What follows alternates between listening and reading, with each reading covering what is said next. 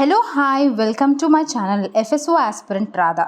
ఈరోజు మనం APPSC forest section ఆఫీసర్లోని general ఫారెస్ట్రీలో యూనిట్ 3 అనేది డిస్కస్ చేస్తున్నామండి. నేను మీకు చెప్పినట్టుగానే ఆల్రెడీ యూనిట్ 1 అండ్ యూనిట్ 2 కూడా నేను కంప్లీట్ చేశాను అండ్ యూనిట్ 3 ఆల్రెడీ స్టార్ట్ చేశాను. 2 యూనిట్స్ ఆల్రెడీ కంప్లీట్ చేశాను. సో ఈరోజు మనం రిమైనింగ్ టాపిక్స్ గురించి డిస్కస్ చేద్దాం. I hope you are revising well. At the same time మీకు ఇంకేమైనా డౌట్స్ ఉంటే మాత్రం నాకు కమెంట్ సెక్షన్లో చెప్పండి. మనం వాటి గురించి ఇన్ డీటెయిల్గా డిస్కస్ చేసుకుందాం, ఓకేనా? అట్లీస్ట్ నేను షార్ట్ వీడియో అయినా చేస్తాను. ఇఫ్ ఇన్ కేస్ మీకు ఏదైనా స్కీమ్ గురించి చెప్పాలన్నా లేకపోతే ఇంకేమైనా టర్మినాలజీ గురించి మీకు ఏమైనా డౌట్స్ ఉన్నా నాకు కమెంట్ సెక్షన్లో చెప్తే నేను దాని గురించి డీటెయిల్డ్గా ఒక మంచి షార్ట్ వీడియో అనేది మనం చేసుకుందాం, ఓకేనా? సో ఇప్పుడు మనము డిస్కస్ చేయబోయే టాపిక్ వచ్చేసరికి I hope you are having hard copy మీ దగ్గర ఉందని అనుకుంటున్నాను. అండ్ ఇంకో విషయం ఏంటంటే నేను చెప్పాను కదా, టాపిక్ అవ్వగానే ఒక టిక్ పెట్టుకోండి so that it will be a boost up for you. Okay, I'm preparing. So నేను చూడండి ఇప్పుడు ఇవి చూస్తుంటే నాకు ఓకే ఇన్ని చదివానా నేను అనే ఒక కైండ్ ఆఫ్ నాకు ఒక సాటిస్ఫాక్షన్ ఉంది, ఒక హ్యాపీనెస్ ఉంది. సో ఈ హ్యాపీనెస్ నేను ఇంకా ఎక్కువ చదవాలనిపిస్తుంది కదా నాకు. అలానే సో మీరు కూడా ఒక హార్డ్ కాపీ పెట్టుకోండి. ఆల్రెడీ మనం ఇంతవరకు డిస్కస్ చేస్తాం కాబట్టి టిక్ పెట్టుకోండి. ఈరోజు వినేసాక అండ్ మీ నోట్స్ ప్రిపేర్ చేసుకొని ఇంకా అదర్ పాయింట్స్ ఏమైనా ఉంటే యాడ్ చేసుకొని అండ్ రిమైనింగ్ థింగ్స్ కూడా టిక్ చేసుకోండి, ఓకే? సో మనం అయితే ఇప్పుడు nutritional value of horticulture crops గురించి డిస్కస్ చేద్దామండి. సో మనకి న్యూట్రిషనల్ వాల్యూ అంటే ఏంటంటే లైక్ చాలా క్రాప్స్ ఉన్నాయన్నమాట. న్యూట్రిషన్ అంటే ఆ క్రాప్ యొక్క యూజ్, న్యూట్రిషన్ గురించి సంబంధించినవి చాలా థింగ్స్ డిస్కస్ చేయొచ్చు, చాలా క్రాప్స్ ఉన్నాయి. కానీ మనం అన్ని క్రాప్స్ గురించి డిస్కస్ చేయాలంటే అవ్వదు, ఓకే? మనం ఎగ్జామ్ ఓరియంటెడ్లోనే చదువుకోవాలి కాబట్టి నేను కొన్ని ఆల్రెడీ ప్రీవియస్ ఇయర్లో అదర్ ఎగ్జామ్స్లో కూడా అడిగిన ఏవైతే క్వశ్చన్స్ ఉంటాయో ఆ ఇంపార్టెంట్ వాటిని ఇప్పుడు నేను డిస్కస్ చేస్తాను. ఇవైతే ఖచ్చితంగా గుర్తుపెట్టుకోండి అండ్ రిమైనింగ్ థింగ్స్ కూడా మీరు ఇంకా అదర్ సోర్సెస్ ఏమైనా రిఫర్ చేస్తే అందులో కూడా కొన్ని తీసుకోండి, okay? So if in case me friends ఎవరైనా కూడా ప్రిపేర్ అవుతూ ఉంటే ఎగ్జామ్కి షేర్ చేయండి వాళ్ళతో కూడా ఈ యొక్క ఛానల్ని, so that they also subscribe and వాళ్ళు కూడా ప్రిపేర్ అవుతారు కదా. సో ఎవరికి వాళ్ళేనండి కాంపిటీషన్. మనం షేర్ చేసినంత మాత్రాన అయ్యో వాళ్ళకి మంచి ఇన్ఫర్మేషన్ వెళ్ళిపోతుంది అని అనుకోవద్దు. బికాస్ వాళ్ళు చదివింది వాళ్ళకు ఉంటుంది, మనం చదివింది మనకు ఉంటుంది. వాళ్ళు ఎంత గుర్తుపెట్టుకోవాలో అంత గుర్తుపెట్టుకుంటారో, ఎంత అర్థం చేసుకోవాలో అంత అర్థం చేసుకుంటారు, okay? So don't be selfish. So ఖచ్చితంగా షేర్ చేయండి, ఓకే? సో అయితే ఇప్పుడు మనం న్యూట్రిషన్ వాల్యూస్లో కొన్ని ఇంపార్టెంట్ క్రాప్స్ గురించి చూద్దాము. First one is Amla. Amla అంటే ఉసిరికాయ, దాన్ని ఇండియన్ గూస్బెర్రీ అని కూడా అంటాం. విటమిన్ సి అనేది చాలా ఎక్కువ ఉంటుంది. ఈవెన్ గోవా కూడా బెస్ట్ ఎగ్జాంపుల్ అనమాట. చాలాసార్లు అడిగారు ఈ క్వశ్చన్ ఆమ్లా గురించి అండ్ ఆల్సో గోవా గురించి. లైక్ ఎక్కువ ఏది ఉంటుంది అని చెప్పేసి విటమిన్ సి అనేది ఎక్కువ ఉంటుంది. Next one is papaya. పపాయాలో మనకి ఎక్కువగా ఆ కలర్ చూడండి, ఏదైనా కొంచెం డార్క్ కలర్లో ఉందనుకోండి అది ఎక్కువ లైక్ ఇలాంటి విటమిన్ ఏ రిచ్ ఉండే అవకాశం ఎక్కువ ఉంటుంది. విటమిన్ ఏ అని ఎక్కువ ఉంటుందని మనం అనుకోవచ్చు, ఓకే? పపాయ అయితే వైటమిన్ ఏ ఎక్కువ ఉంటుంది. ఈవెన్ క్యారెట్లో కూడా సమ్ ఆరెంజ్ కలర్లో ఉంటుంది కదా, ఇది కూడా కొన్ని స్వీట్ పొటాటోస్ కూడా ఆరెంజ్ కలర్లో ఉంటాయి. సో ఇవన్నీ కూడా విటమిన్ ఏ ఎక్కువ ఉంటాయి. బనానా అనగానే పొటాషియమేనండి, ఇదైతే కామన్ సెన్స్. జనరల్గా హెల్త్ గురించి తెలిసిన వాళ్ళకి ఇవన్నీ కూడా ఈజీ థింగ్సే. నెక్స్ట్ మ్యాంగోని మనం కింగ్ ఆఫ్ ఫ్రూట్స్ అని అంటాం, ఓకే? సో అలాంటి మ్యాంగో ఎక్కువగా vitamin A and vitamin C అనేది ఎక్కువ ఉంటుంది. స్పినాచ్ అంటే పాలకూర, దీంట్లో ఎక్కువగా iron, folic acid, vitamin A కూడా ఉంటుంది. చాలా ఇంపార్టెంట్. స్పినాచ్ కూడా బాగా ఎక్కువ మంచి చేస్తుంది మన హెల్త్కి. నెక్స్ట్ టొమాటో, విటమిన్ సి ఎక్కువ ఉంటుంది అండ్ ఇది కూడా ఎక్కువ క్వశ్చన్ అడిగారండి.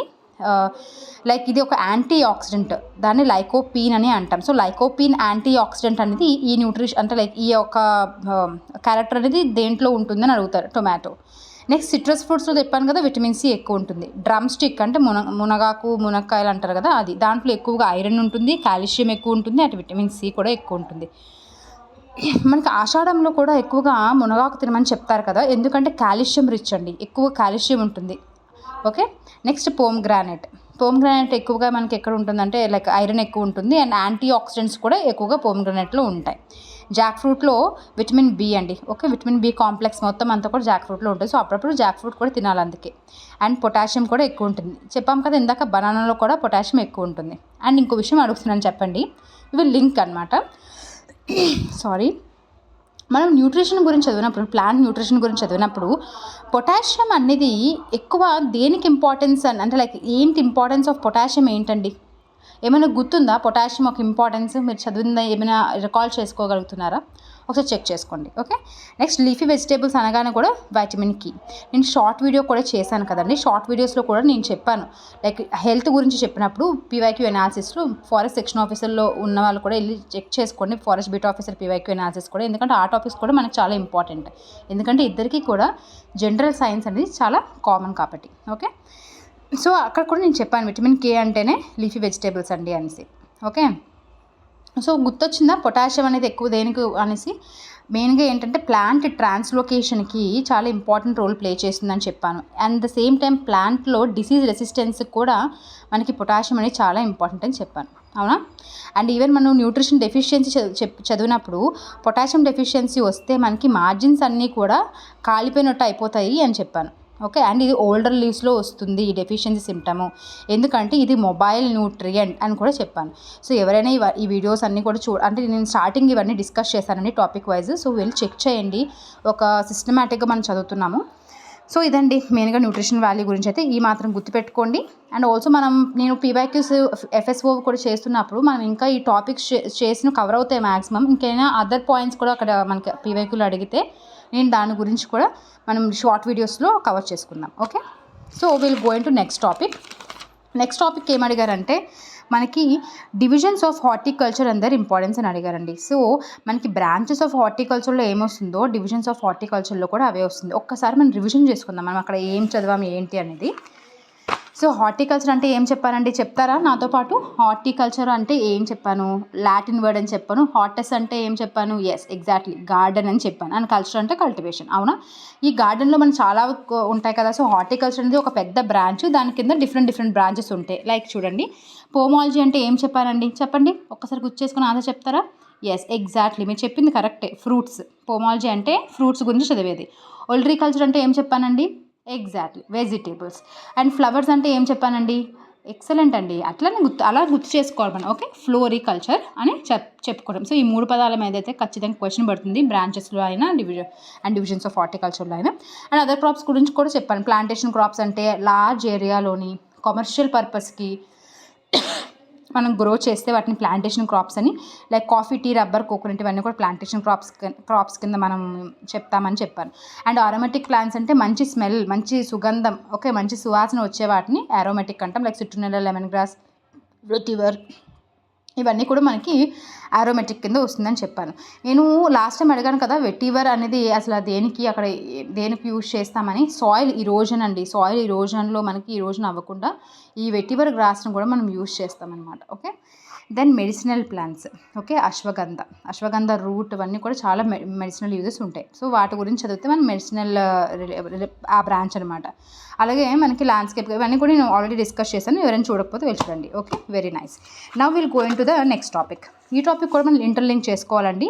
దేంతో అంటే ప్లాంట్ సైన్స్తో. ఓకే, ఏంటి నెక్స్ట్ టాపిక్ అంటే propagation of plants by cuttage, types of cuttings and the factors affecting regeneration of plants from cuttings. చూసేద్దాం ఫాస్ట్గా దీని గురించి కూడా. సో నేను ఆల్రెడీ షార్ట్ వీడియోస్ అయితే చేశాను, అండ్ లాంగ్ వీడియోలో కూడా నేను ఎక్స్ప్లెయిన్ చేశాను కదా సిలబస్ వైజ్. షార్ట్ వీడియోస్లో కూడా కొన్ని డయాగ్రామ్స్ పెట్టి చేశాను కాబట్టి ఇంకా బాగా అర్థమవుతుందని. సో ఖచ్చితంగా నేను పెడుతున్న ప్రతి వీడియో కూడా చూడండి, యూజ్ అవుతుంది మీకు. Okay, so cuttage. సో ఒక్కసారి రీప్రొడక్షన్ గురించి మనం చదువుతున్నప్పుడు నేను వెజిటేటివ్ రీప్రొడక్షన్, అవునా, ఎసెక్షువల్ రీప్రొడక్షన్, సెక్షువల్ రీప్రొడక్షన్ అని చెప్పానా? ఎసెక్షువల్ రీప్రొడక్షన్లో మనకు డిఫరెంట్ మెథడ్స్ ఉంటాయి. అందులో వెజిటేటివ్ పార్ట్స్ని ఉపయోగించి మనం కానీ ప్రాపగేషన్ చేసి దాన్ని వెజిటేటివ్ ప్రాపగేషన్ అని అంటాం. And other forms of asexual methods ఏంటో నాకు చెప్తారా? ఒకసారి గుర్తు చేసుకోండి, రికాల్ చేసుకోగలరా అవేంటో? లైక్ స్పోర్ ఫార్మేషన్ అని చెప్పాను, అవునా, ఫ్రాగ్మెంటేషన్ అని చెప్పాను. దీనికి ఎగ్జాంపుల్స్ అట్లీస్ట్ నాకు కమెంట్ సెక్షన్లో చెప్తారా? ఓకే, రివిజన్ చేసుకోవాలి ఇట్లా. ఓకే, సో కటేజ్ అనేది ఏంటంటే కటింగ్స్ ద్వారా మనము ప్రాపగేట్ చేస్తే అదొక ఎసెక్షువల్ మెథడ్, ఇది ఒక వెజిటేటివ్ మెథడ్. నేను కటింగ్స్, లేయరింగ్ వీటి గురించి కూడా డీటెయిల్గా అక్కడ డీటెయిల్ ఇన్ ద సెన్స్ అక్కడ పైన అయితే చెప్పాను ఇంపార్టెంట్ థింగ్స్. నేను ఎందుకు అక్కడ డీటెయిల్గా చెప్పలేదంటే ఇక్కడ ఎలాగో మనం చదువుతాం కాబట్టి ఇక్కడ కవర్ చేద్దామని అక్కడ చెప్పలేదు. ఓకే, కానీ అక్కడ ఇవన్నీ కూడా మెన్షన్ చేశాను, అండ్ దాంట్లో ఇంపార్టెంట్ దాని బేసిక్ ఇన్ఫర్మేషన్ అయితే ఇచ్చాను. ఓకే, సో ఇప్పుడు ఇది ఒక ఎసెక్షువల్ మెథడ్ అంటే వెజిటేటివ్ ప్రాపగేషన్ మెథడ్, అండ్ వీటిలో వచ్చే వాటిని క్లోన్స్ అంటాం. బికాస్ సేమ్ అమ్మ ఎలా ఉంటుందో వచ్చే పిల్లాడు కూడా ఎగ్జాక్ట్గా ఇంచు పొల్లకుండా అలానే ఉంటాడు. So they are very genetically purity maintain చేస్తారు. ట్రూ టు టైప్ అనమాట దే ఆర్. ఆ పదాన్ని అంటే దానికి వేరేలాగా ట్రూ టు టైప్ అంటాం, అంటే సేమ్ టు సేమ్ ఉన్నాయని. And it is very cheaper and fast. Okay, దీంట్లో డిఫరెంట్ టైప్స్ ఉంటాయి. లైక్ స్టెమ్ అంటే స్టెమ్ని మనం కట్ చేసి ఒక ప్లాంట్లో ఒక స్టెమ్ ఏదైతే ఉంటుందో దాని పార్ట్ కట్ చేసి నువ్వు వెళ్ళి సాయిల్లో పెడితే ఆ స్టెమ్ అనేది కొత్త ప్లాంట్ కింద జనరేట్ అవుతుంది. అలాగే రూట్ని కట్ చేసి రూట్ని నాటితే రూట్ ద్వారా మనకి ప్లాంట్ వస్తుంది అనమాట. అలాగే లీఫ్ ఇట్లా ఓకే, దాన్నే మనకి ఆ బేసిస్ పైన stem cuttings, root cuttings, leaf cuttings and leaf bud అంటే మనకి చిన్న బడ్లో ఉంటుంది కదండి. సో దాన్ని మనం కట్ చేసి వేస్తే అది కూడా మనకి ప్లాంట్ కింద వస్తుంది. దాన్ని లీఫ్ బడ్ కటింగ్స్ అని అంటాం. ఓకే, స్టెమ్ కటింగ్స్కి బెస్ట్ ఎగ్జాంపుల్ ఏంటంటే రోజ్, షుగర్ కేన్, బొంగెన్వెలి ఇలాంటివన్నీ కూడా స్టెమ్ కటింగ్స్కి చాలా ఇంపార్టెంట్ ఎగ్జాంపుల్స్ అండి. మనకి ఇంకా డీప్గా వెళ్తే స్టెమ్ యొక్క అంటే ఏ ఏజ్లో మనం కట్ చేస్తున్నాం దాన్ని బట్టి చూసుకుంటే మనకి soft wood cuttings, semi hardwood and hardwood cuttings అని ఉంటాయి. హార్డ్వుడ్ అంటే ఏంటంటే మనకి పైన ఆ స్టెమ్ యొక్క బ్రాంచ్ నల్లగా అంటే ఒక బ్రౌనిష్ కలర్లో అంటే చాలా ఏజ్డ్ స్టెమ్ తీసుకుంటే మనకి ఎలా కొంచెం దళసరగా బ్రౌనిష్ కలర్లో ఉంటుంది కదండి, దాన్నే హార్డ్వుడ్ అని అంటాం. అలా కాకుండా లేతగా ఉన్న స్టెమ్స్ అయితే వాటిని సాఫ్ట్వుడ్ అని అంటాం. So best example for softwood or semi హార్డ్వుడ్కి అయితే tea. Okay, tea is a plantation crop, గుర్తుపెట్టుకోవాలి. అండ్ హార్డ్వుడ్కి అయితే బెస్ట్ ఎగ్జాంపుల్ ఏంటంటే గ్రేప్ అండి. ఇవైతే ఖచ్చితంగా గుర్తుపెట్టుకోవడానికి ట్రై చేయండి. ఎన్నో చాలా ఉంటాయి కానీ నేను అందులో మొత్తం రిఫైన్ చేసి మనకి ఎగ్జామ్కి ఏం ఇంపార్టెంట్ నేను అవి మాత్రమే ఇక్కడ చెప్తున్నాను. ఓకే, దెన్ రూట్ కటింగ్స్ అంటే రూట్ని కట్ చేసి మనం సాయిల్లో పెడితే రూట్ అనేది ఒక కొత్త ప్లాంట్ కింద వస్తుంది. For example like in Apple, lemon, గోవాలో కూడా ఇది యూజ్ చేస్తారు. లీఫ్ కటింగ్స్కి బెస్ట్ ఎగ్జాంపుల్ బ్రయోఫిలం అండి. నేను షార్ట్ వీడియోస్ ఫాలో అయిన వాళ్ళకి తెలుస్తుంది. నేను ఈవెన్ దానికి ఒక వీడియో కూడా పెట్టాను. ఓకే, ఈ అసెక్షువల్ వెజిటేటివ్ ప్రాపగేషన్ మెథడ్స్ చెప్తున్నప్పుడు నేను వీటి గురించి కూడా చెప్పాను. బ్రయోఫిలం వీడియో కూడా పెట్టాను. సో దానికి ఏంటంటే లీవ్స్ అనేవి, ఇది పెద్ద లీఫ్ అనుకోండి, ఈ లీఫ్ ఇలాంటి చోట మనకి కొత్తగా ఒక ప్లాంట్లెట్ అనేది వస్తుంది. చాలా బ్యూటిఫుల్ అండి. Nature is always beautiful and very చాలా క్రియేటివ్గా ఉంటాయి anything. So bryophyllum is that leaf కటింగ్స్కి best example. And also begonia, sansevieria అని చెప్పేసి కొన్ని ఎగ్జాంపుల్స్ ఉన్నాయి. లీఫ్ బడ్కి అయితే blackberry and also raspberry.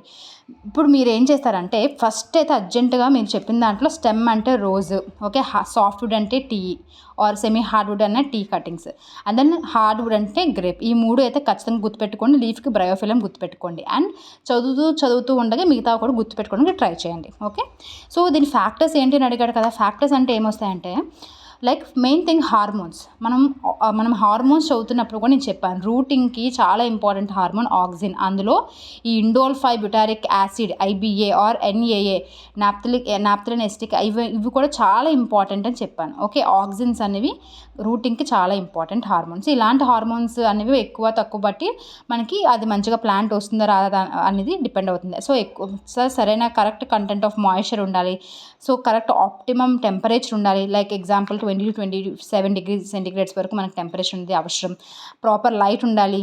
And మంచిగా మనకి ఈ కటింగ్స్లో సెమీ హార్డ్వుడ్ కటింగ్స్ అనేవి ఎక్కువగా success అవుతాయంట.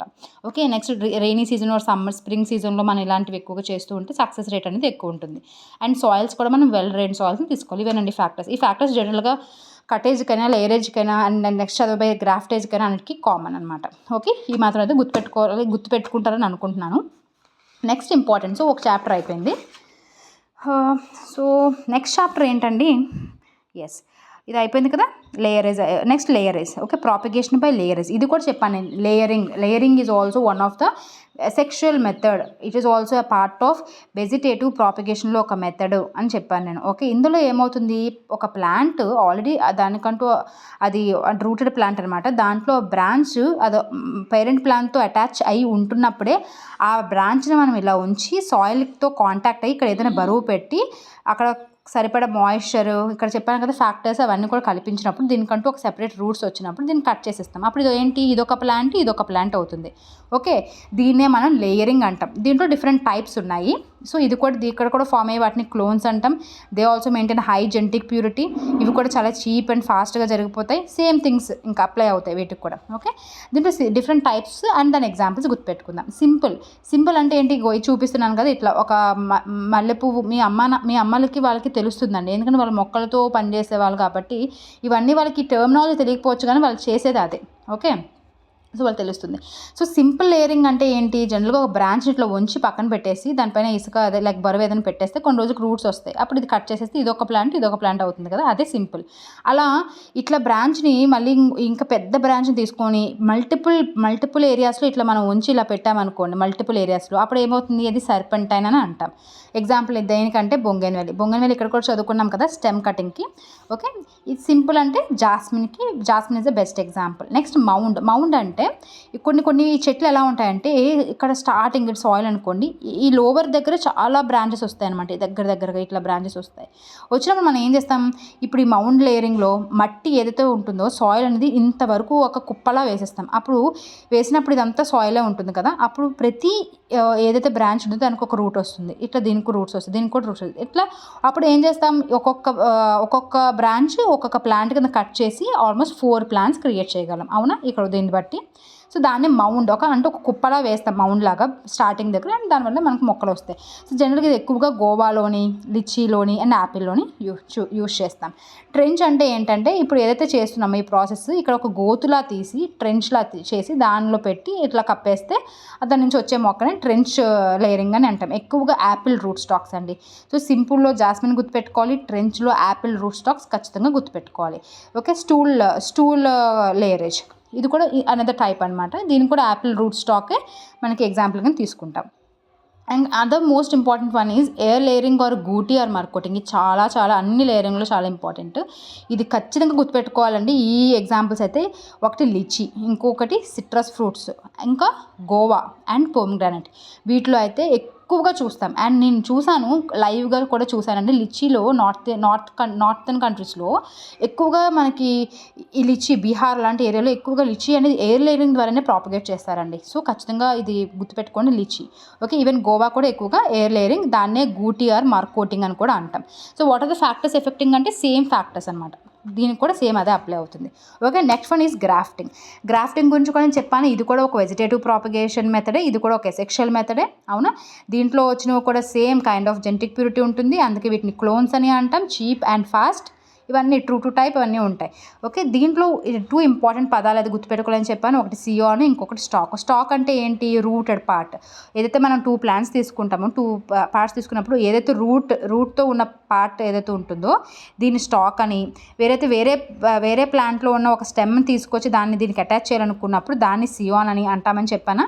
So Sion and stock అంటే ఏంటో తెలుసుకోవాలి. ఓకే, అండ్ దీంట్లో ఇంపార్టెంట్ థింగ్ ఏంటంటే ఇవన్నీ కూడా మనం జస్ట్ ఏం చేస్తున్నాం, ప్లాంట్ని ప్రాపగేట్ చేస్తాం. కానీ గ్రాఫ్టింగ్లో ఒక ప్లాంట్లో ఉన్న ఒక మంచి క్వాలిటీని ఇంకో ప్లాంట్లో ఉన్న మంచి క్వాలిటీని కూడా కలిపడానికి ఇక్కడ మనం ట్రై చేస్తాం అనమాట. సో ఈ డిజైరబుల్ ట్రేట్స్ని కూడా కంబైన్ చేసే కెపాసిటీ గ్రాఫ్టింగ్కి మాత్రమే ఉంటుంది.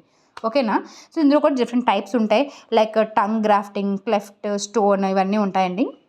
సో టంగ్ అంటే ఏంటి, ఒక టంగ్ షేప్లో, ఒక విప్ షేప్లో మనం కట్ చేసి సియోన్ని దాన్ని అటాచ్ చేస్తాం. ఎక్కువగా యాపిల్ అనే దాంట్లో మనం ఇది ప్రాక్టీస్ చేస్తాం. క్లెఫ్ట్ కూడా ఏంటంటే ఒక క్లెఫ్ట్ షేప్లో మనం కట్ చేస్తాము, ఒక గోయిల్ అంటే ఇట్లా. క్లెఫ్ట్ అంటే ఇగో చూడండి, ఇది ఒక స్టెమ్ అనుకోండి, ఇది స్టాక్ అనుకుందాము, ఇది రూటెడ్ పార్ట్. సో దీన్ని క్లెఫ్ట్ అంటే ఒక చిన్న క్లెఫ్ట్లా చేస్తాము. ఓకే, ఇది స్టాక్.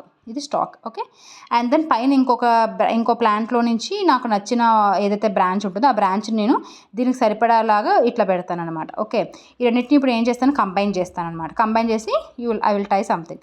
ఓకే, 2 హోల్డ్ అవుతాయి. ఓకే, ఇప్పుడు దీన్ని ఏమంటాం, క్లెఫ్ట్ అనమాట. సో షేప్ బట్టి మనకు ఆ పేరు వచ్చిందన్నమాట. ఎక్కువగా సపోటాలో మనము యూస్ చేస్తాం.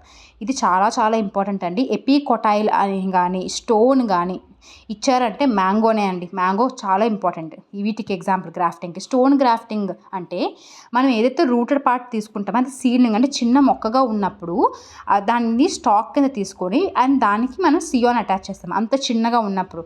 సో దాన్నే మనం ఏమంటామంటే స్టోన్ గ్రాఫ్టింగ్ అని అంటాం. ఎపికొటైల్ అంటే ఏంటి, నేను సీడ్ గురించి చెప్పినప్పుడు నేను షార్ట్ వీడియోస్ కూడా చేశాను. నన్ను కంటిన్యూస్గా ఫాలో అయిన వాళ్ళకి ఈ టర్మ్స్ అన్నీ కూడా ఈజీగా అర్థమవుతాయి.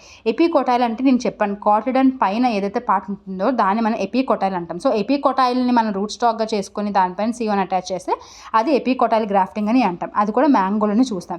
వినీర్ గ్రాఫ్టింగ్ అనేది కూడా మనం అదేనండి. సో మనకి ఏంటంటే అప్రోచ్ గ్రాఫ్టింగ్, ఇనార్చ్ గ్రాఫ్టింగ్ అని చెప్పేసి ఇంకో గ్రాఫ్టింగ్ ఉంటుంది. సో వినియర్ గ్రాఫ్టింగ్లో ఏమవుతుందంటే ఇది ఒక ప్లాంట్ అనుకోండి, ఈ ప్లాంట్లో మనం ఏం చేస్తామంటే ఇదే తీసుకుందాం, ఇక్కడ చిన్నగా పార్ట్ కట్ చేస్తాము.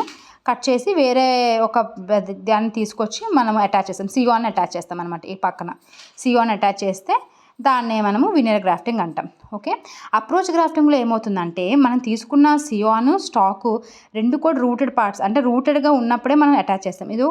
ఇది ఒక బ్రాంచ్ అనుకుందాము. ఓకే, ఇది ఒక ప్లాంట్ అనుకుందాం, దీనికి ఒక బ్రాంచ్ ఉంది.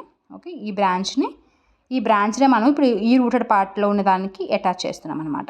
ఓకే, ఈ రెండు ఇట్లా కట్ చేసేసి ఈ రెండు కూడా ఇక్కడ టై చేసేస్తాం. ఓకే, కొన్ని రోజులు అయినాక ఇవి రూట్స్ అవి వచ్చినాక దీన్ని కట్ చేసేస్తాం. అప్పుడు ఏమవుతుంది, ఈ రూటెడ్ పార్ట్ స్టాక్ అవుతుంది అండ్ ఇది సియోన్ అవుతుంది. అవునా?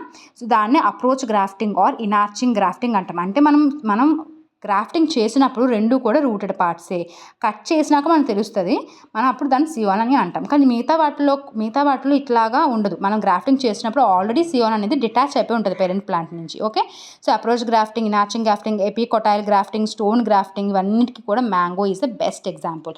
సో దీంట్లో ఏంటి, సేమ్ హార్మోన్స్ అనేవి చాలా ఇంపాక్ట్ చేస్తాయి. కరెక్ట్ మాయిశ్చర్ ఉండాలి, టెంపరేచర్ ఉండాలి, లైట్ లైక్ స్ప్రింగ్ రీజన్లో రైనీ సీజన్లో బాగా సక్సెస్ఫుల్ ఉంటుంది అండ్ వెల్ డ్రైన్ సాయిల్స్ని తీసుకోవాలి. సో కంపాటబిలిటీ కూడా ఇక్కడ ఇంకా అదర్ పాయింట్స్ ఏంటంటే మనం తీసుకున్న స్టాక్ సియోన్ ఏవైతే ఉంటాయో అవి రెండు కూడా కంపాటబిలిటీ ఉండాలండి.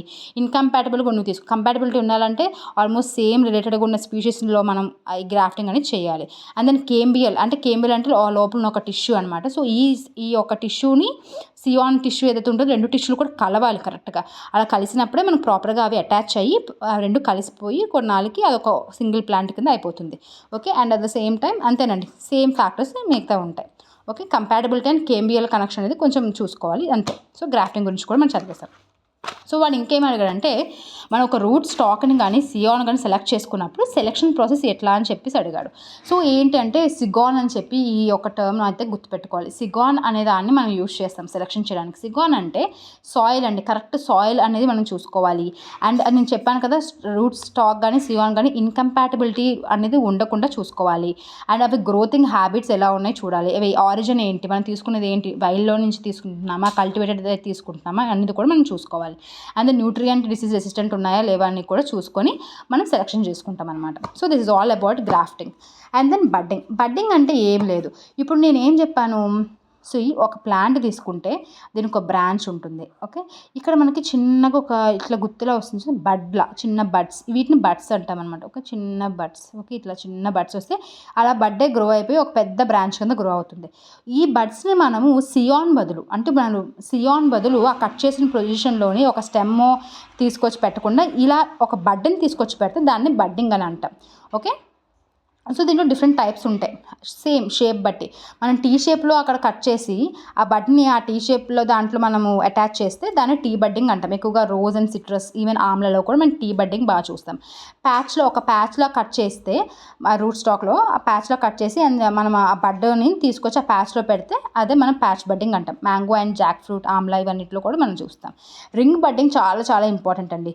రింగ్ బడ్డింగ్ అంటే ఏంటి, ఇట్లా ఇప్పుడు ఒక ప్లాంట్ తీసుకుందాం, చుట్టూరు ఇట్లా బార్క్ ఏదైతే ఉంటుందో ఒక రింగ్ షేప్లో మనం అలా కట్ చేసి తీసేస్తాం. అలా కట్ చేసి తీసినాక మనం ఇంకో ప్లాంట్లో ఉన్న బడ్తో ఉన్న ఏదైతే ఉంటుందో దాన్ని కూడా అట్లా రింగ్లా కట్ చేసుకొని విత్ బడ్ దాన్ని ఇలా తీసుకొచ్చి దీంట్లో పెడతాం అనమాట. ఓకే, దాన్ని ప్రాపర్గా గ్రో చేస్తాం. దాన్ని రింగ్ బడ్డింగ్ అంటాం. అది బెర్రలో చేస్తాం, చాలా ఇంపార్టెంట్ బడ్డింగ్లో, ఇది గుర్తుపెట్టుకోండి. చిప్ బడ్డింగ్ అంటే ఏంటి, ఒక చిప్లా కట్ చేసి దాంట్లో బడ్ ఉంటుంది, దాన్ని తీసుకొచ్చి దీంట్లో అటాచ్ చేసేస్తాం అనమాట. దాన్ని చిప్ బడ్డింగ్ అని అంటాం. అది యాపిల్లో ఎక్కువగా చూస్తామండి. సో ఇవి మ్యాక్సిమం ఇదే. సో అవంటే ఏంటి అని తెలుసుకొని డిఫరెంట్ టైప్స్ తెలుసుకొని దాంట్లో చిన్న చిన్న ఇంపార్టెంట్ ఎగ్జాంపుల్స్ గుర్తుపెట్టుకుంటే మనకి ఇది అయిపోయినట్టేనండి. సో మనం ఆల్మోస్ట్ ఈరోజు ప్రాపగేషన్ బై గ్రాఫ్టింగ్ కూడా కంప్లీట్ చేసాం. Now I will talk about green house గురించి ఏం చెప్తాం. జనరల్గా గ్రీన్ హౌస్ ఎఫెక్ట్ అంటే ఏంటి, గ్రీన్ హౌస్ ఎఫెక్ట్ అంటే ఏంటండి, గ్రీన్ హౌస్ ఎఫెక్ట్ అంటే మనం గ్రీన్ హౌస్ గ్యాసెస్ ఏదైతే మనం మీకు యాక్చువల్గా మనము ఎన్విరాన్మెంట్లో చదువుకుంటాం గ్లోబల్ వార్మింగ్ అని చదువుతామా. యాక్చువల్గా మనకి ఏమవుతుందంటే మనకి కొన్ని గ్రీన్ హౌస్ గ్యాసెస్ అన్నీ ఉంటాయి అట్మాస్ఫియర్లో. ఈ గ్యాసెస్ అవి ఉండడం వల్లనే మనకి మన ఎర్త్ అనేది ప్రజెంట్ వామ్గా ఉంది. లేదంటే చాలా లో ఫ్రీజింగ్ కండిషన్స్లో ఉండేవాళ్ళం. బికాస్ ఆఫ్ దట్ ఆ గ్రీన్ హౌస్ గ్యాసెస్ వల్లే మనము కొంచెం వార్మ్త్ అనేది మనం ఫీల్ అవుతున్నాం. కానీ ఏమైందంటే గ్రీన్ హౌస్ గ్యాసెస్ విపరీతంగా పెరిగిపోవడం వల్ల ఎక్కువ ట్రాప్ చేసడం వల్ల ఇప్పుడు మనము global warming too much of temperatures అనేవి మనకు ఉన్నాయి. So green house effect is good thing, but too much of green house gases వల్ల ఎక్కువ హీట్ అనేది జనరేట్ అయిపోవడం వల్ల it is causing harm for earth. Okay, so అలా ఆ ఎఫెక్ట్ని ఇక్కడ మనం భూమి మీద మనం చూపిస్తున్నాం అనమాట. సో ఒక స్ట్రక్చర్, ఒక ఇల్లులా కడతామండి, ఒక హౌస్లా కడతాము. వీటిని కట్టి జనరల్గా పాలిథిన్ షీట్స్తో వాటితో మనము దీన్ని కన్స్ట్రక్ట్ చేస్తాము. సో ఇవి ఏం చేస్తాయంటే టెంపరేచర్ లోపలికి వచ్చినాక వాటిని ట్రాప్ చేసి లోపల ఉన్న ప్లాంట్స్కి ఆప్టిమమ్ టెంపరేచర్ని క్రియేట్ చేస్తాయి. అండ్ ఆల్సో మనం అదర్ మాయిశ్చర్ కండిషన్స్ అవన్నీ కూడా మనం కంట్రోల్ చేస్తాం. So it is a controlled environmental condition అనమాట. And it will also trap the temperature and maintain that heat in the home. So దీని ఇంపార్టెన్స్ ఏంటి, మనం ప్రతి సంవత్సరం అంటే ఇయర్ రౌండ్ ప్రతిరోజు పంటలు పండించవచ్చు. బికాస్ మనకి బయట ఉన్న టెంపరేచర్స్ రెయిన్ఫాల్తో సంబంధం లేదు. బికాస్ మనం లోపల ఇరిగేషన్ టెంపరేచర్ కూడా ఎంత ఉండాలో మనం డిసైడ్ చేస్తాం. ఎవ్రీథింగ్ వి విల్ డిసైడ్ కదా. సో ఎక్కువ హీల్స్ వస్తాయి, మంచి క్వాలిటీ వస్తుంది, తక్కువ వాటర్తో మంచిగా అయిపోతుంది, ఈజీగా మనం పెస్ట్ అన్నిటిని మేనేజ్ చేయొచ్చు. అండ్ ఎగ్జాటిక్ థింగ్స్ లైక్ మనం బయట ఎక్కడో పెరిగే కూడా మనం ఇక్కడ పండించవచ్చు green house, because we can control that what ever the environment it need కదా. సో ఆఫ్ సీజన్లో కూడా మనము పంటలు పండించలేని టైంలో కూడా మనం పంటలు పండించవచ్చు. So this is the uses of green house gases. So దీన్ని ప్రమోట్ చేయడానికి మనము like mission of integrated development of హార్టికల్చర్ని తీసుకొచ్చాం కదండి. దీని ద్వారా మనము ప్రమోట్ చేస్తున్నాం. అండ్ ఆల్సో దీనివల్ల మనకి స్మాల్ ల్యాండ్ హోల్డింగ్ ఫార్మర్స్ కూడా మంచి క్వాలిటీ, తక్కువ ఏరియాలోనే మంచి క్వాలిటీతో మంచి ప్రొడక్షన్ చేయొచ్చు అనమాట. ఎక్స్పోర్ట్స్ కూడా ఇంక్రీజ్ చేయొచ్చు దీని ద్వారా. ఎక్కువగా మనం గ్రీన్ హౌసెస్ అనేవి ఫ్లవర్స్ లైక్ జర్బరా ఇలాంటి ఫ్లవర్స్ని ఎక్కువగా గ్రో చేస్తామండి. ఓకే, సో హై వాల్యూ క్రాప్స్ని మనం ఎక్కువగా గ్రీన్ హౌస్ గ్యాస్లోనే మనం చేస్తాం. అండ్ బాగా ఎక్కువగా టొమాటో అనేది బాగా గ్రో చేస్తారు గ్రీన్ హౌస్లో. దాంతోపాటు క్యాప్సికమ్, కుకుంబర్, స్ట్రాబెరీ, జర్బరా ఫ్లవర్స్ ఇవన్నీ కూడా గ్రో చేస్తాం. సో దీని మీద ఇంకా డేటా ఏదైనా మనకి అడిగినట్లయితే మనం నేను ఫారెస్ట్ PYQs చూసినప్పుడు ఈ సెక్షన్ ఆఫీసర్వి గ్రీన్ హౌస్ మీద ఇంకేమైనా అదర్ క్వశ్చన్స్ అడిగారు మనం ఇక్కడ కవర్ చేయలేదు అనుకుంటే నేను మళ్ళీ ఏదైనా షార్ట్ వీడియో తీసి గ్రీన్ హౌస్ గురించి మనం చెప్తాను. ఇవి అయితే బేసిక్స్గా అయితే ఇప్పుడు ప్రెజెంట్ గుర్తుపెట్టుకోండి. అండ్ ఫస్ట్ గ్రీన్ హౌస్ అయితే మనకి ఎక్కడ కట్టారంటే లాల్ బాగ్ బెంగళూరులో కట్టారండి. ఇది ఫస్ట్. అండ్ ఇక్కడ మినిమం మనకి 18 to 30 degrees టెంపరేచర్ మెయింటైన్ చేస్తాం అండ్ పాలిథిన్తో అది. అండ్ మహారాష్ట్ర, తెలంగాణ, హిమాచల్ ప్రదేశ్లో ఎక్కువగా మనకి గ్రీన్ హౌస్ గ్యాసెస్ అనేవి మనకు ఉన్నాయని చెప్పారు. ఓకే, సో ఇక్కడతో మనకైతే చాప్టర్ 3 కూడా కంప్లీట్ అయిపోయింది. So that was really so nice. So tomorrow onwards we will study about soil science అండి. Okay, I hope it is useful for you. And also చెప్పాను కదా, మీకు ఏమైనా డౌట్స్ ఉంటే, ఏమైనా టర్మ్స్ అర్థం కాకపోయినా, లేకపోతే ఇంకేమైనా టర్మినాలజీ మీరు ఇంకేదైనా చదివి అది మీకు అర్థం కాకపోయినా నాకు చెప్పండి. నేను కమెంట్ సెక్షన్లో చెప్తే నేను ఏమైనా షార్ట్ వీడియో చేసి దాన్ని మీకు ఎక్స్ప్లెయిన్ చేస్తాను. Okay, I hope this is useful for you and please like the video and also support me, subscribe to my channel ఇప్పటికీ కూడా సబ్స్క్రైబ్ చేయకపోతే. And once again thank you. నన్ను ఫస్ట్ నుంచి support చేస్తున్న వాళ్ళందరికీ చాలా థ్యాంక్స్ అండి. ఐ థింక్ జగదీశ్వరి అనే అమ్మాయి కూడా ఫాలో అవుతున్నారా, మీ కింద కమెంట్ సెక్షన్లో కమెంట్స్ కూడా చేస్తున్నారు. Thank you so much. And మంచిగా ప్రిపేర్ అవ్వండి జగదీశ్వరి. మీకు ఏమైనా హెల్ప్ కావాలన్నా నాకు కమెంట్ సెక్షన్లో చెప్పండి. I will do my best. Okay, thank you అండి and have a nice day.